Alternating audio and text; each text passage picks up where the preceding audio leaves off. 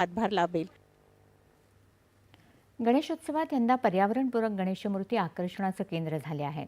जळगाव मनपाच्या प्रांगणातील गणपती याच उपक्रमामुळे आगळावेगळा ठरला आहे।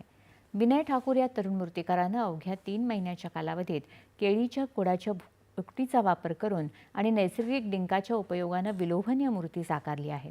या मूर्तीचं वैशिष्ट्य म्हणजे ही 24 तासाच्या आत पाण्यात विरघळणार असून विसर्जनानंतर जलचर प्राण्याच्या खाद्यात रूपांतरित होते।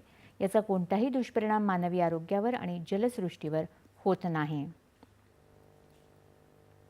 मूर्तीचे वैशिष्ट्य म्हणजे असे आहे की ही मूर्ती वजनाला पीओपी पेक्षा हलकी, 4च लोक उचलू शकता। एक कमीत 200 किलोच्या आतमध्ये आहे, जास्त वजन नाही यायचं। आणि विघटन जे आहे ते कमीत कमी 15 ते 18 तास किंवा जास्तीत जास्त 24 तासामध्ये 100% मूर्ती विरघळून जाते। आणि विरघळल्यानंतर हिचं कुठल्याही प्रकारचं प्रदूषण किंवा पाण्याला हानी नाही पोहोचत। जे नैसर्गिक स्रोत आहे त्यांना काही त्रास नाही होत।